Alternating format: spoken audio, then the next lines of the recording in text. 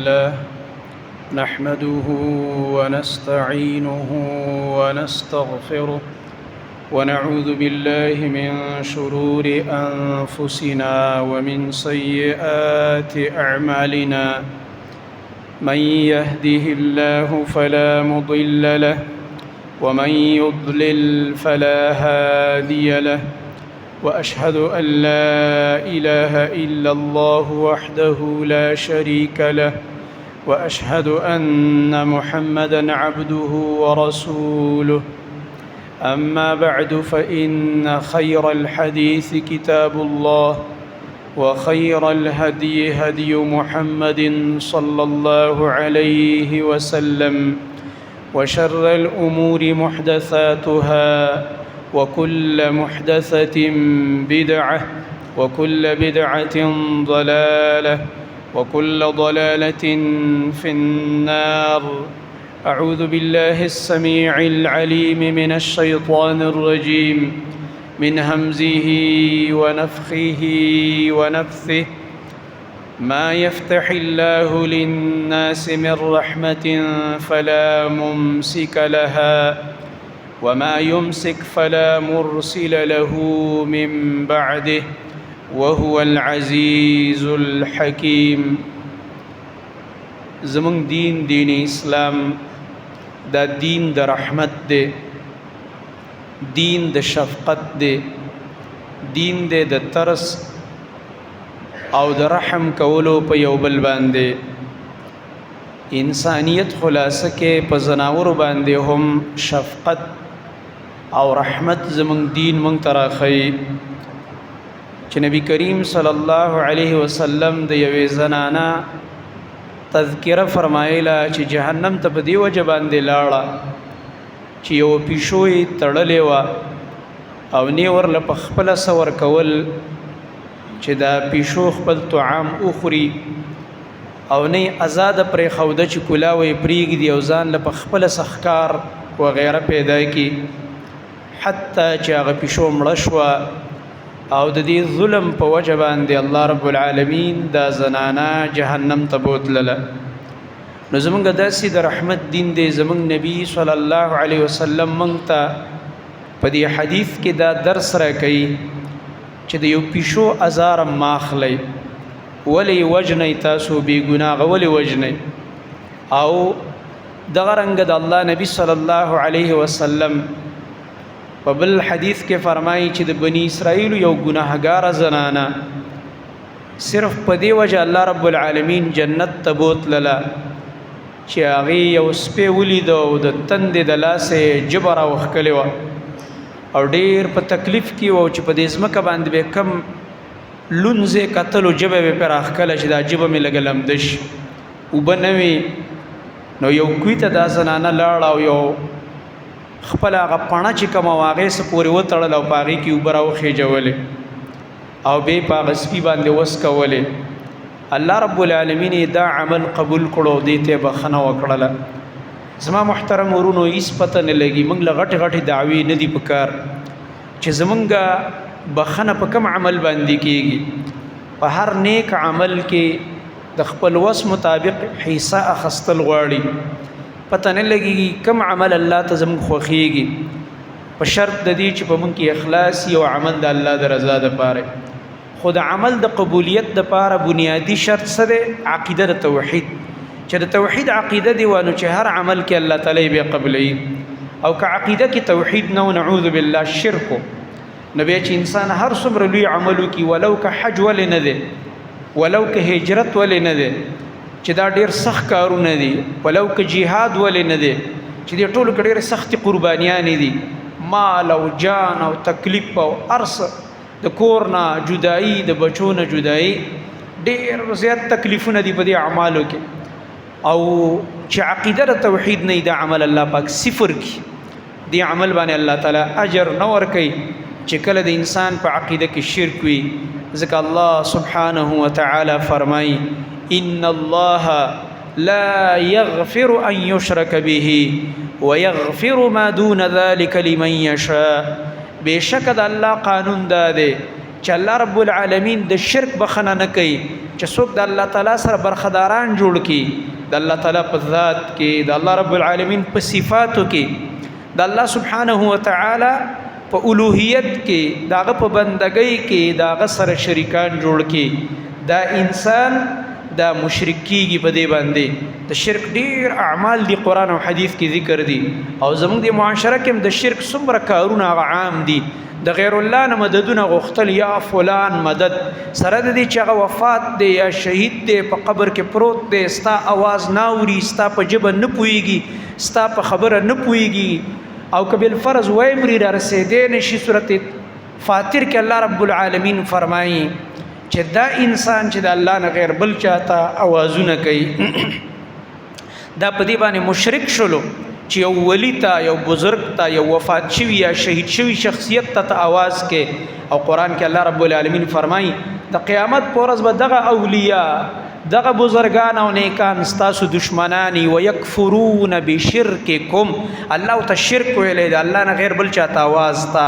الله فرمایي د قیامت پر ورځ به دغه نیکان او اولیاء او بزرگان او شهیدان ستاسو د شرک نه انکار کوي او بل ځکه الله رب العالمین فرمایي د قیامت پر ورځ باندې به دوی ستاسو دشمنان شي دشمنی به در سره وکي چې ولې دې ماته आवाज کړی د الله نه غیر ما خود خپل ځان مشکلات په خپل نشو حل کولای زه به تعالی سره رسیدلې وي چې ستا مشکلات می حل کړی وي نو چې کله د انسان عقیده کې دا شرک دی د غیر الله نه مدد غواړي د الله نه غیر د بل چا په نوم نظر او منښت او نیازونه ور کوي د الله نه غیر بل څوک عالم الغیب ګڼي د الله نه غیر بل څوک هغه بګړي بنانے والا ګڼي د الله نه غیر بل څوک کشتیاں پار لگانے والا ګڼي دا انسان مشرک دی او قران ورته مشرک ویلی دی نشکله دا عقیده دا د شرک عقاید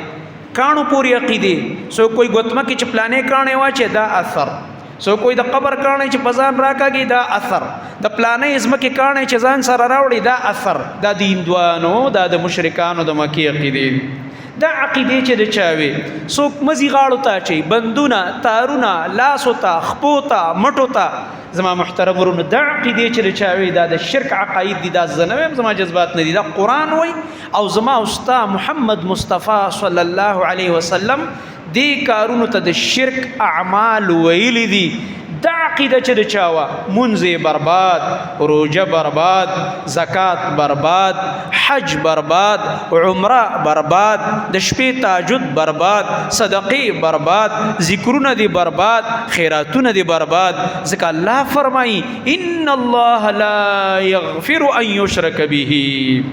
د الله قانون دا دی چې الله سره چا شرک وکړلو الله وي زما په قانون کې د بخنه نشته دی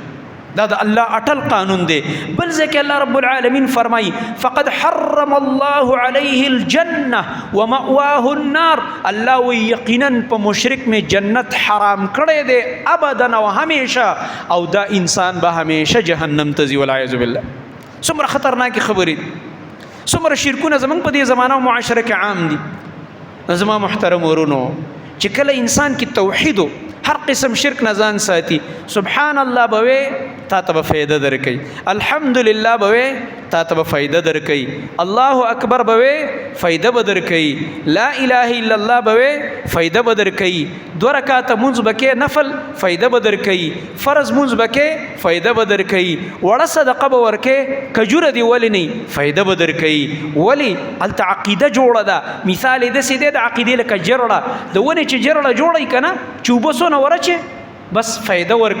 ورکي میویم نسی پانیم شنی سانگیم ګوري سورې ورکي فائدہ پکې وي او چې کله د ونی جرړه خراب شوه ډیر وب ورچوا ډیر خدمتونه وکا هیڅ فائدہ نه کوي د قشان چې کله د انسان عقیده خراب شوه شرک پکې راغی هر څومره عمل او خواري چې کوي برباد لکه څنګه چې وچه ونی ته خراب جرړه والا ونی ته هر څومره خواري وکي وبور واچه دا ټول خواري برباديږي د غرنګ د عقیدی مثال د بنیاد دی بنیاد چې کله جوړ شي برا آبادی کوه مطمئن بی چې دا زما آبادی برابر د زب کې اوسېدې شم خو که بنیاد نو اسی دیوالونه دی وخی جول نو دا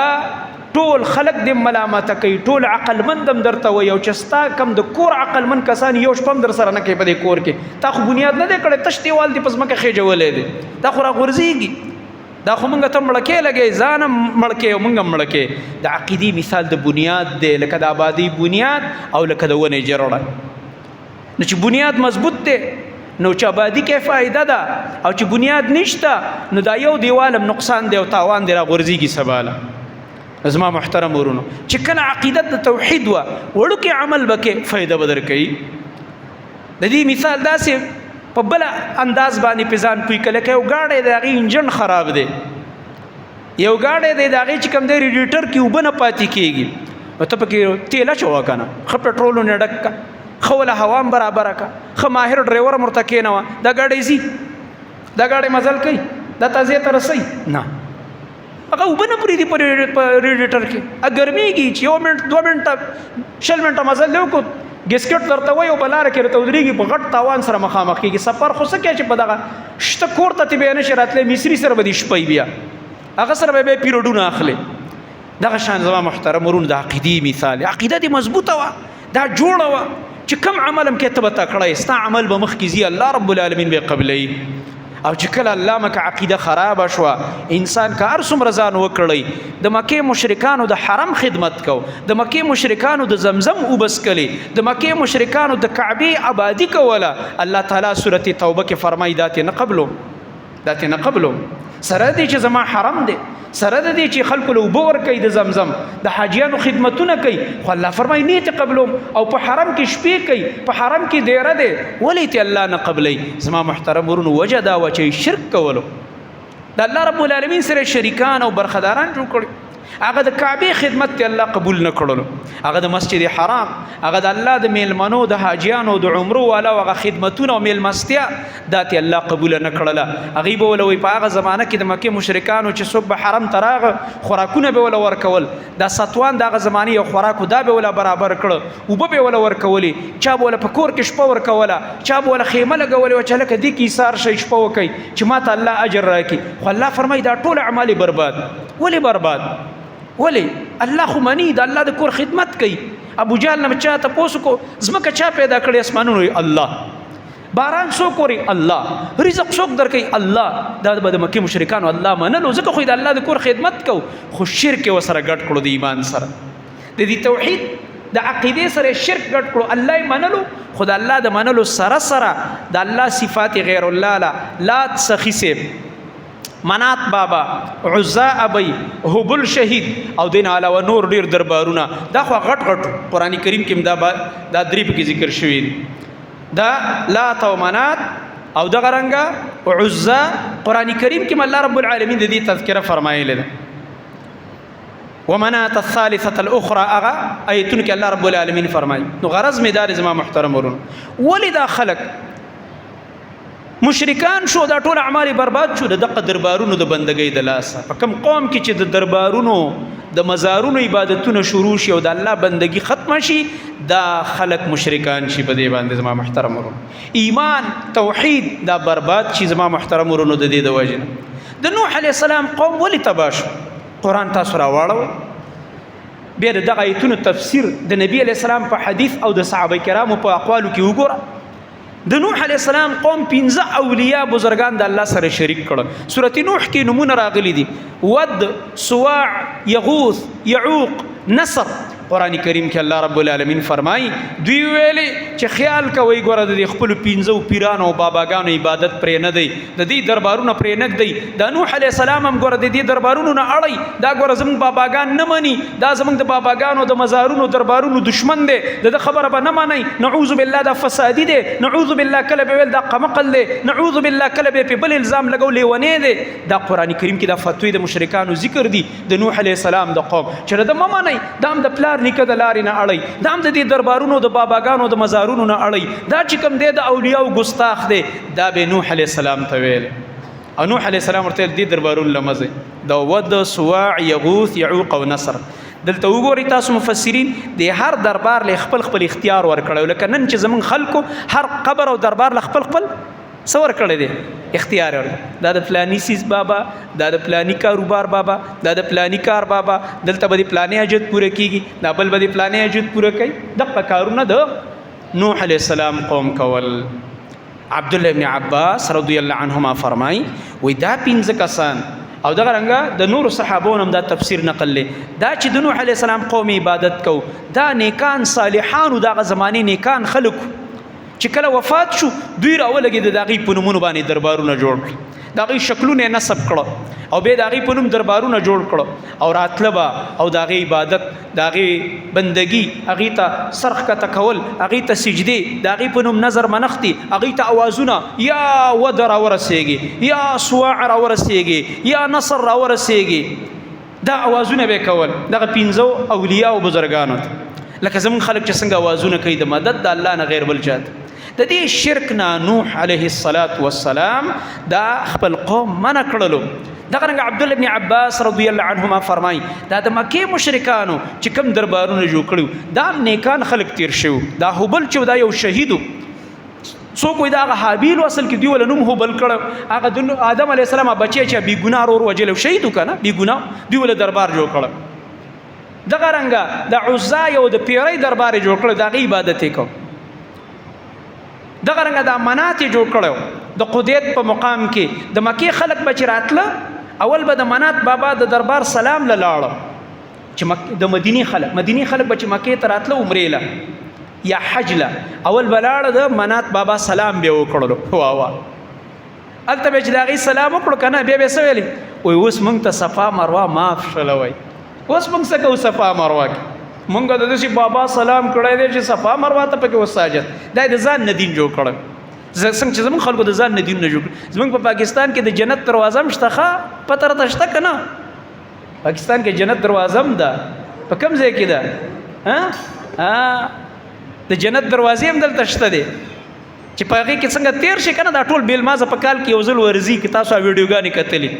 بیلماز هوټل جوړ کړی د حرام خورو دا چې هر یو آرامیتوب کوي هغه پکې ورتیریږي وایي زه جنتي شوم وایي جنت ټکټ راته میلاو شو هلته ورته یو بدماش ودرې غرب په دې ملا غرب ورکوي زر زه وایي چې جنتي شو دې ځای نه زه ورکېږه اوس رشمه جوړوه ځه جنت ټکټ دې واخست داسې عجیبه حالت دا کوم فکرونه په موږ کې عام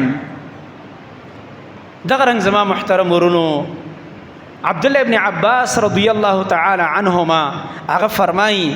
وای دا لات چې کوم دام یو نیک سړی کان یلت السویق للحجاج دا لات چې دا سخی سه په نوم بده مکه مشرکانو یادو دا لات سه چې د با د حاجیانو ډیر خدمت کو د به د حاجیانو له دا ستوان تیارول د غي مل مستیا به کول اخلاق مډیر خستو ډیر نیک سړی او دا غ زمانی او ویل بدا د الله میلمانه د الله کور تر غلی دي چې زی خدمت وکم چې کله وفات شو دوی دا دربار جوړ کو د مکه مشرکانو به دا غي بندگی کول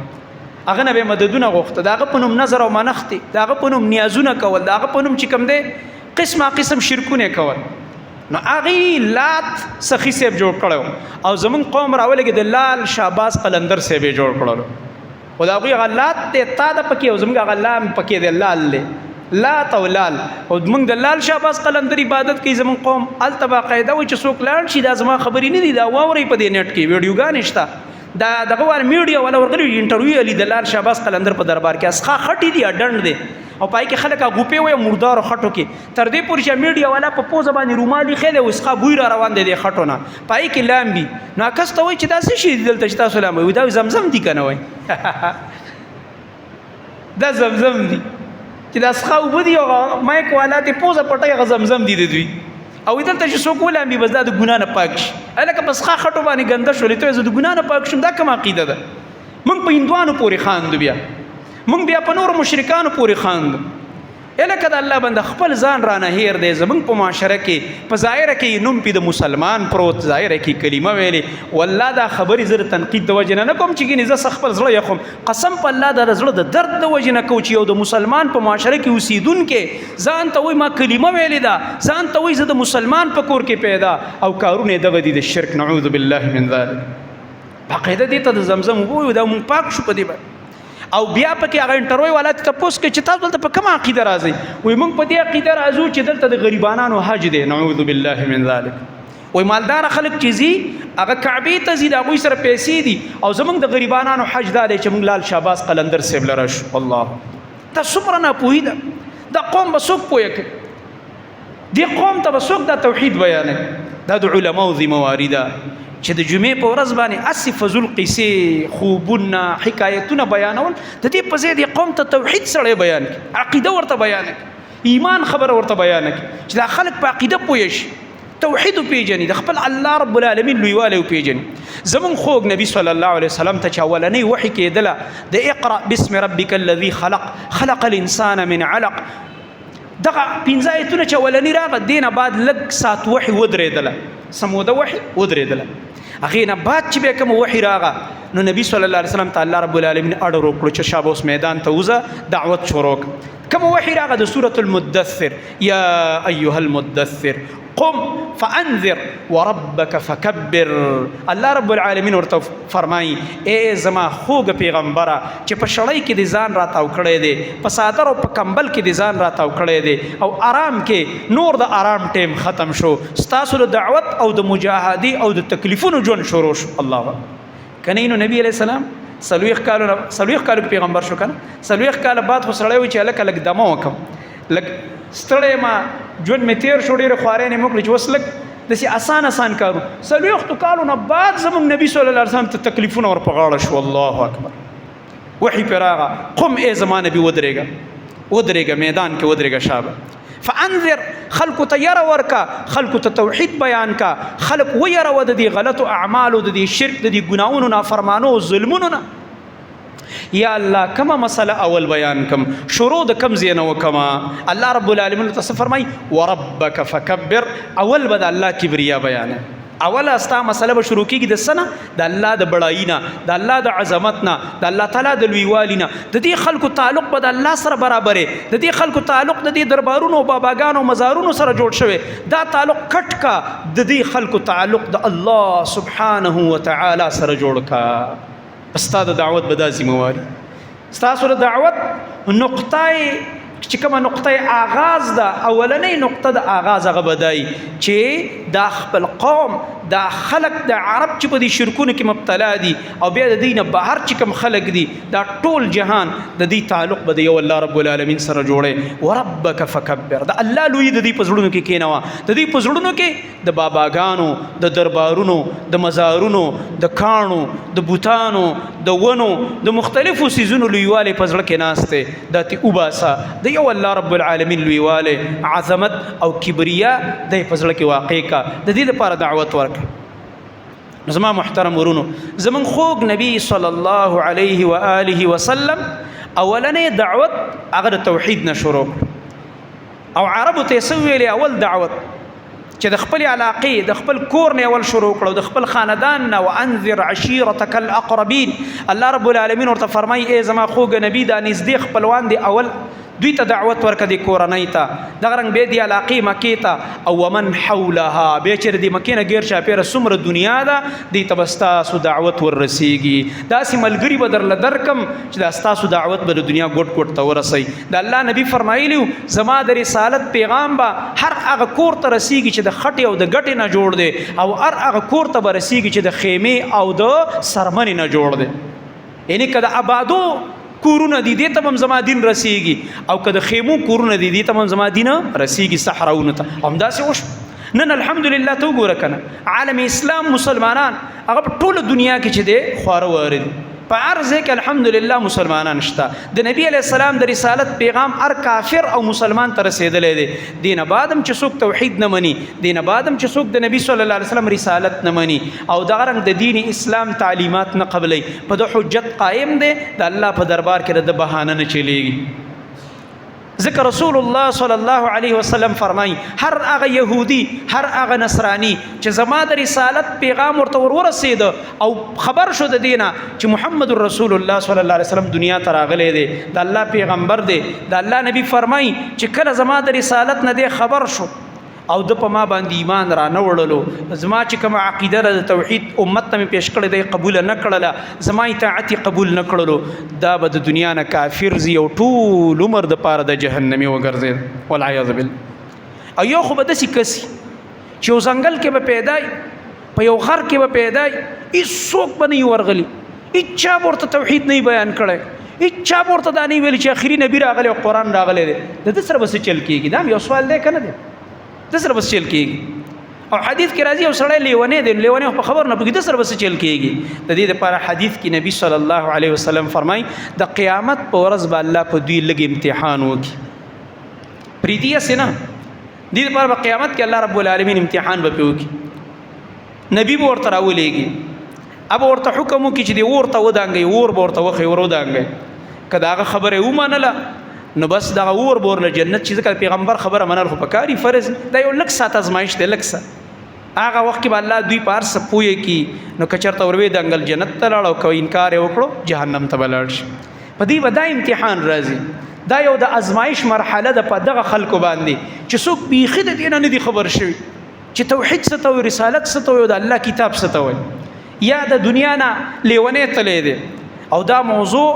امام ابن قیم رحمت الله علیه ډیره ښکلي تفصیلي او ډیره اوږده لیکلې ده، او دې دپاره ټول دلایل هغه حدیث هغه دلایل هغې راجمع کړي دي.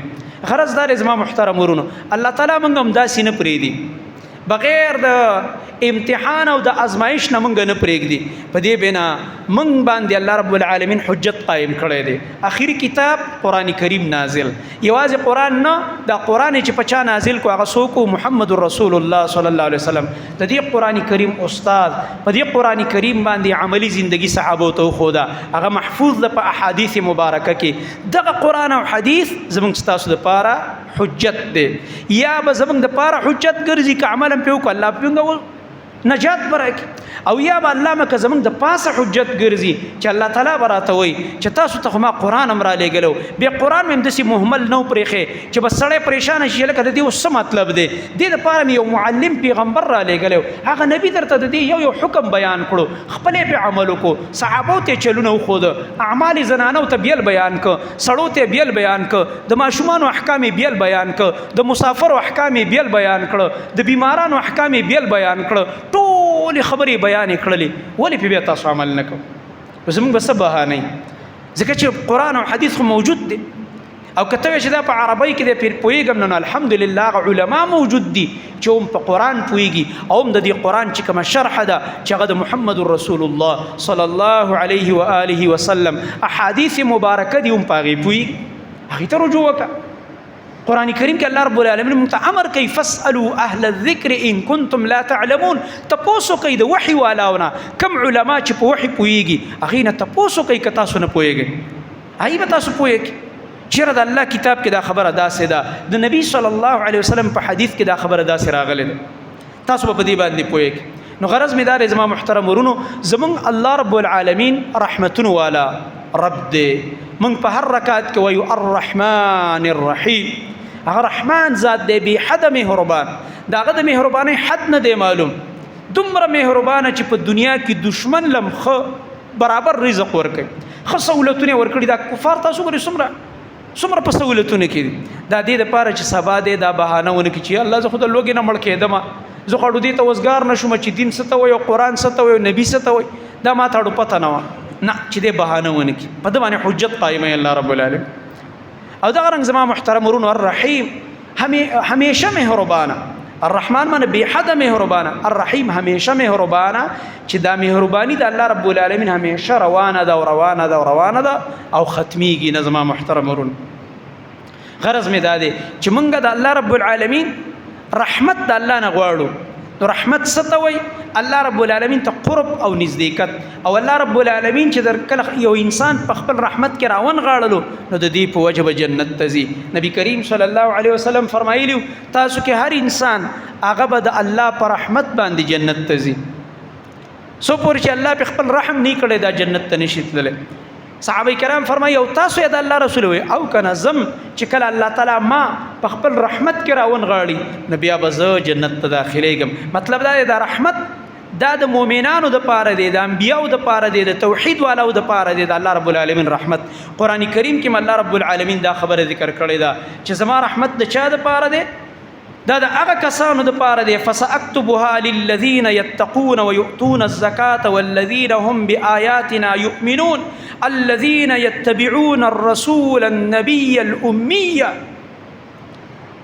الله رب العالمین فرمایي زما د رحمت د متقینو د پاره دی. هغه کسان چې زکات ورکوي، هغه کسان چې په آیتونو ایمان راوړي، هغه کسان چې د محمد رسول الله صلی الله علیه وسلم تابعداري او د سنتو اتباع کوي. دي کسان باندې الله رحمت کوي. دي د پاره الله رب العالمین خپل رحمت خاص کړی دی او د دې رحمت په وجه الله رب العالمین جنت ورکوي. ازما محترم ورونو، قرآن کریم کې الله رب العالمین د رحمت بیا ډیر اسباب ذکر کړی دي، مختلف اسباب الله رب العالمین ذکر کړی دي چې دا رحمت په چا باندې الله رب العالمین کوي، څوک د دې مستحق دي.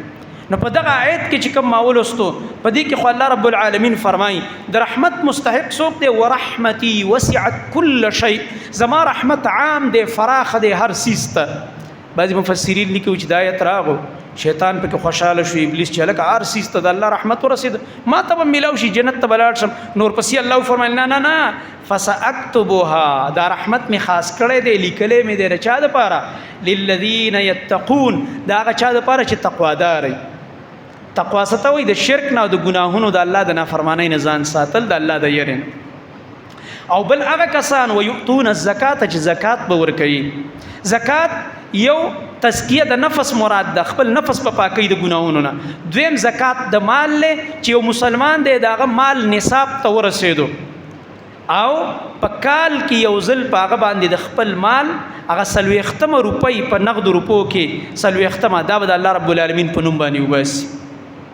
زکات به ورکوي. او عام صدقات دا به هر وخت کې، عامه صدقه نفلي دا به هر وخت کې. او زکات خو بیا فرض دی، لکه دې مثال یو مونږ فرض مونږ کو، یو مونږ نفل کو. نو فرض مونږ خو را باندې فرض دی خو معاف کیږي نه، دغه شان فرضي زکات خو نه معاف کیږي. نو دغه رنګ څنګه چې مونږ د دې مونږ سره نفل کو، الکه دا اشراق دی، دا ضحا ده، دا شپې تهجد دي، دا نفلونه سره کو، دا تحیت المسجد دی. دغه شان دي صدقو کې به نفلي صدقې سره کوي د خپل وس مطابق، د چا 50 روپۍ وس کیږي، د چا 100 کیږي، د چا زیات کیږي. الله فرمای دی خلق باندې ز رحمت کوما. او بیا الله رب العالمین فرمای والذین هم بآیاتنا یؤمنون، او هغه کسان چې زما په آیتونو باندې ایمان راوړي. د الله رب العالمین د آیتونو مطابق عقیده ده، د قران نه عقیده زده کړی ده. دا نه چې د ځان نه خپل فکرونه جوړ کړی دي، خپل نظریات جوړ کړی دي، او کله د یو دربار او کله د بل دربار عبادت کوي. لکه ما درته وختي د شرک بازي مثالونه پیش کړ. او دغه رنګ الله رب العالمین فرمایي الذين يتبعون الرسول النبي الاميه. دی ورپسې کې الله تعالی د آیتونو باندې د ایمان نه بعد د نبی علیہ السلام د تابعداري ولې ذکر کوي؟ ځکه په آیتونو باندې ایمان او په آیتونو عمل مونږ بغیر د نبی نه وایا نشو کول. د محمد رسول الله صلی الله علیه وسلم اتباع چې کله وکړو، دغه په حدیث باندې عمل وکړو، نو علم مونږ په دې آیتونو باندې عمل کولای شو. ځکه د آیت خو په معنا دی نازل چې زه خپل خېټه نه شرح کوم. دغه رنګ په بل چا خو نه دی نازل، په کوم مفتی او په کوم مولا باندې چې هغه د ځان نه شرح کوي. نه، دا به د محمد مصطفی صلی الله علیه وسلم نه چل زده کوو. ځکه الله تعالی په دې آیت کې فرمایي د سورۃ الاعراف 155 155 آیتونه وګورئ چې دا څوک دي؟ دا مؤمنان چې په آیتونو ایمان راوړي. الذین، دا کسان دي یتبعون الرسول النبی الامیه، چې دوی تابعداري کوي د هغه رسول چې د الله نبیم دی او امی دی. ګوره دا امی صفت د نبی کریم صلی الله علیه وسلم په شان کې دا کمال دی، زما او ستا په شان کې دا ښه صفت نه دی. امی چې لیکل لوستل نشي کولی. ولی قرآن کریم کې بل ځای کې الله رب العالمین فرمایي که دې نبی د مخکې نه لیکل لوستل کولی شوی، مطالعه وي، استادان وي، د هغې نه کتابونه ویلي وي او لیکل کولی او مختلف مضمونونه لیکلی، مضمون نگار وي، نو بیا بس چل کېده. الله ته فرمایي ولا تخطه بيمينك اذا لارتاب المبطلون. اے زما خوږه نبی ته په دې خپل خلاص باندې لیکل نشي کولی. په خلاص باندې خلک لیکل کوي کنه، په ګس لاس هم کوي ډېر لګي، اکثر لیکل د تغلیبي خبره وای، غالبا لیکل په کوم لاس کېږي؟ په خلاص. ولا تخطه بيمينك، اے زما خوږه نبی په دې خلاص باندې تاسو لیکل نشئ کولی. ولې لیکل لیکول چل بشوي؟ اذا لارتاب المبطلون، دی باطل پرست مشرکان بستا په دعوت کې شک کړی وي چې مړه دا خو په خوانه ډیر مضمونونه د لیکلي دي او کتابونه لیکلي دي او ډیر فصیح او بلیغ سړی دی او پلانې شاګرد دی، دغه نه 200 کتابونه ویلي دي، ځکه دا قرآن راوړو دیم د ځان نه لیکلی. نو د دې شک د ازالې دپاره چې څوک په دې قرآن شک ونه کړي، ځکه الله فرمایي لا ریب فیه، چې شک او ټک پې ونه شي نو الله رب العالمین خپل خوږ نبي په انسانانو کې د هیچ چا شاګرد جوړ نه کړلو نو ورته چا لیکل لوستلو ښوده او نه څوک استادو ډایرک ورته تعلیمات چا ورکړه الله سبحانه وتعالى د جبريل عليه السلام په ذریعہ دا زموږ د نبی رسول کمال دی دیو جنا د دنیا غټ ډیګرو والا تعلیم یافته خلک حیران دریان دي یو داسې انسان چې نو ورته انسانانو کې چا کتاب خودلو یو داسې انسان چې ناغلی کل لستل کولای شو او وخت په ټوله دنیا کې دا څنګه انقلاب راوست هر چاته دا حق ورکړلو هر چاته انصاف او عدل ورکړلو د هر چا حقوق بیان کړو او د شرک او د ظلم او د هر قسم فسادونو مخه ونیوله او د غرنګا د رسول الله صلی الله علیه وسلم په تعلیمات او په حدیثو کې تاسو وګورئ داسې ګناهونه د الله نبی فرمایي چې تاسو جهنم ته بوزي ماته تاسو منع کړی چې امت ر دین ځان وساتئ او هر هغه عمل چې تاسو جنت ته نږدې کوي ما درته پاغي باندې امر کړی دی چې دا اعمالو کې چې جنت ته لاړ شي پورا دین یې مونږ ته پرې خود الحمدلله دیو جن یوازې مسلمانان نظم خو ایمان دی کافر هم د دې اعتراف کړی دی اوس هم شته دی د ډېرو هندوانو انټرویو نشته په دې نیټ کې شته دی سیکان شته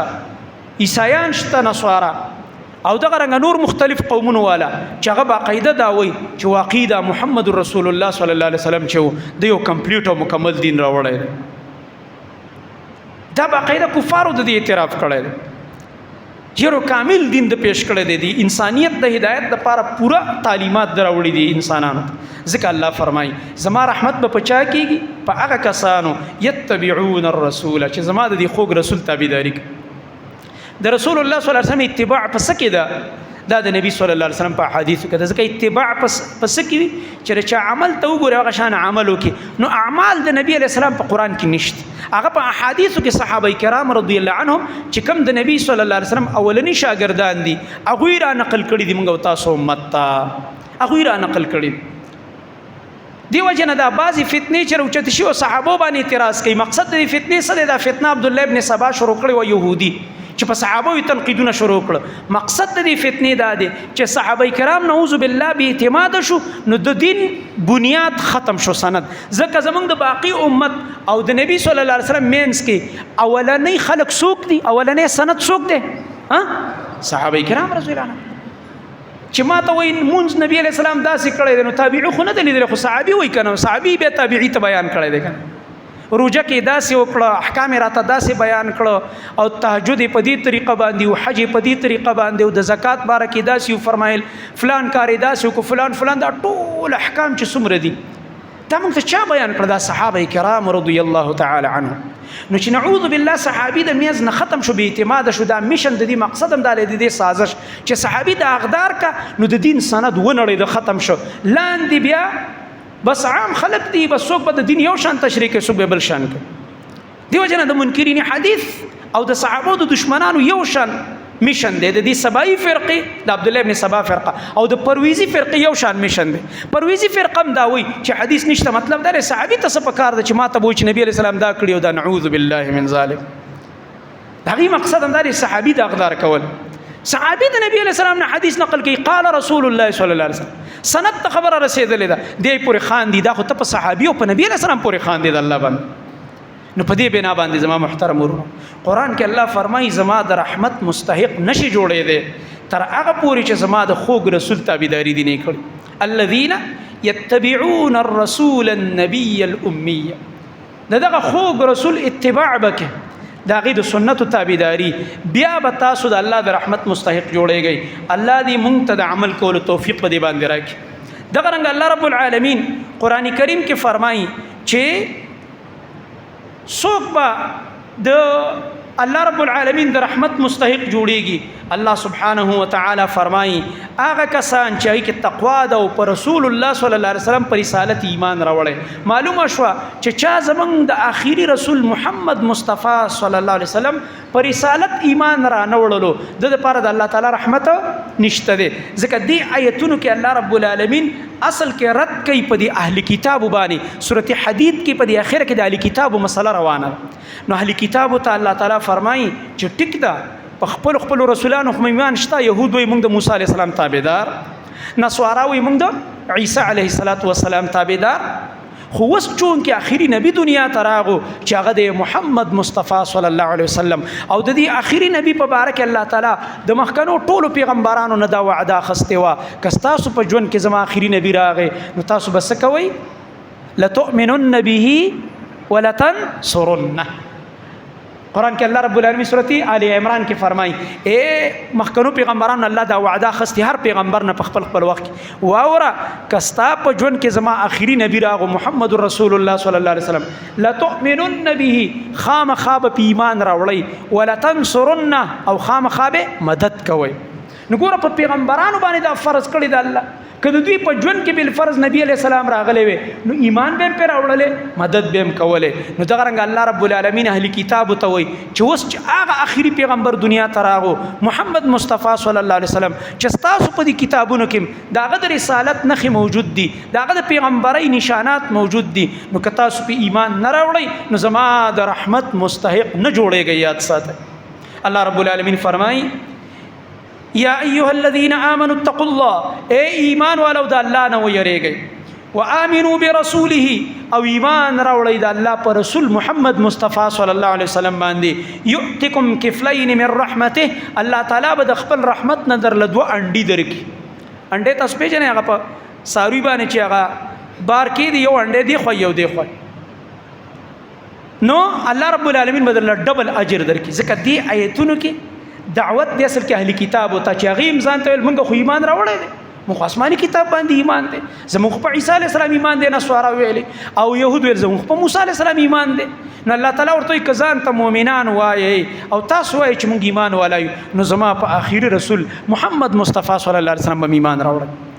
زبدر ډبل اجر درکم ويجعل لكم نورا تمشون به ويغفر لكم او الله فرمای تاسو له الله یو رڼا درکې چې په رڼا باندې به تاسو روانه او الله بدر تبخنه وکي او د دې رڼا تذکره الله رب العالمین قران کریم کې بل ځکه فرمایلی دا الله رب العالمین فرمای د قیامت په ورځ به الله سبحانه و تعالی د مؤمنانو دا رڼا د دوی مخ ته او خې طرف ته وګرځي مخ ته ځکه مخې ته رڼا چې ستا کېږي نو مزل به په اسانۍ کېږي ښي طرف ته ولې رڼا ده ځکه ښي طرف ته جنت دی جنت دی الله رب العالمین ته وایي. او بیا الله رب العالمین فرمایي چې کله دا منافقان او دا مجرمان ورپسې ور روان شي په دې مؤمنانو پسې چېرې دا خو رڼا ده راځئ چې موږ هم ترې فایده واخلو ورسره لاړ شو لکه یو سړي سره بیټرۍ په تیاره کې دوه درې ورسره نور ملګري چې راځئ لکه دې بیټرۍ کې به موږ هم ځو که نه دې رڼا نه به موږ هم فایده واخلو تیاره ده. نو الله رب العالمین فرمایي په دې دوران کې فضرب بینهم بسور له باب باطنه فيه الرحمه وظاهره من قبله العذاب. الله رب العالمین یو دم د دې مؤمنانو چې دا رڼا وسره ده او د دې مجرمانو منځ کې الله یو دیوال وایي الله اټومیټک دیوال وایي چې قرآن کې الله فرمایي د قیامت په ورځ د دې دیوال نه هغه اړخ ته رڼا پاتې شي باطنه فيه الرحمه الله غرنا ته رحمت ویلې اخو رحمت دی رحمت زکه دی چې دا رڼا دي چرته بوزي جنت ته کنه رحمت خدا غدې کنه نو دا مؤمنان ګوره رحمت کې پاتې شو رڼا کې پاتې شو او دیوال چې جوړ شو دی خو څه پاتې شو منافقان او مجرمان پاتې شو دی ورپسې چغې وایي چې ګوره انظرونا نقتبس من نورکم الکه موږ ته لږ انتظار وکړئ کنه لږ وګورئ لږ ودرېږئ ستاسو رڼا نه لږ رڼا راکوي که نه دا مؤمنان به ورته اواز ورکړي چې نه نه دا رڼا دلته نه میلاویږي دا خو موږ دنیا نه ځان سره راوړی دنیا کې چې عقیده توحید وه د نبي علیه السلام تابعداري کړې وه د دین تابعداري کړې وه دا هغه رڼا ده اوس دا هغه رڼا ده چې اوس زموږ په کار راغله د دې سختۍ کې دې تکلیف کې په کار راغله لهذا دا رڼا دلته نه میلاویږي دا رڼا دلته نه میلاویږي هغه ورته आवाज کې دي چې ورته انظرونا نقتبس من نورکم قیل ارجعوا وراءکم فالتمسوا نورا आवाज ورته ورکړی شي د ملائکو تر طرف نه دا رڼا دلته نه میلاویږي ارجعوا وراءکم بیرته دنیا ته لاړ شئ دا ورته خندا د پاره وایي ځکه بیرته خو دنیا ته تلل نشته ځکه نه تکړه شه بیرته دنیا ته لاړ شه هلته نه ځان سره راوړه که نه دوی خو دنیا نه ځان سره راوړی دی. نو زما محترم ورون دا نن چې الله کوم ژوند را کړی دی دا نن دا ورځ او شپه راځي په دې کې به د دغه رڼا تیاري کوو او دا رڼا په توحید او د نبی علیہ السلام په سنت ملاويږي. الله رب العالمین دی په دنیا کې مدارنا مونږ ته نصیب کی او په قیامت کې دی الله رب العالمین مونږ ته دا نصیب کی. ځکه قیامت کې کدارنا اوس نه مونږ ځان سره وینه وړله الته به نه ملاويږي الته به دا وازي مونږ ته نعوذ بالله الله دې دین او ساتي دې شرمنا چیرجعوا وراءکم شاط لاړ شي فلتمسوا نورا الته رڼاګانې ولټوي ریوس ګیر ولګو به رڼاګانې ولټوه شابه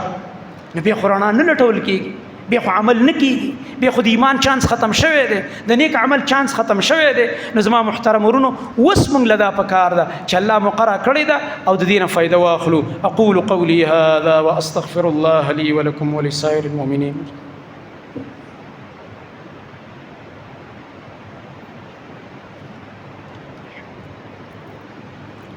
إن الحمد لله نحمده ونستعينه ونستغفره ونعوذ بالله من شرور أنفسنا ومن سيئات أعمالنا. من يهده الله فلا مضل له ومن يضلل فلا هادي له وأشهد أن لا إله إلا الله وحده لا شريك له وأشهد أن محمدًا عبده ورسوله صلى الله تعالى عليه وعلى آله وصحبه أجمعين. أما بعد فأعوذ بالله السميع العليم من الشيطان الرجيم من همزه ونفخه ونفثه. بسم الله الرحمن الرحيم. لقد كان لكم في رسول الله أسوة حسنة لمن كان يرجو الله واليوم الآخر وذكر الله كثيرا. زما محترم ورونو نبی صلی الله علیه وسلم فرمایي د جمعې په ورځ یو ساعت دی چې په هغې کې د مؤمن بنده دعا نه رد کېږي الله تعالی د دعاګانې قبلوي. دا ساعت الله تعالی پټ کړی دی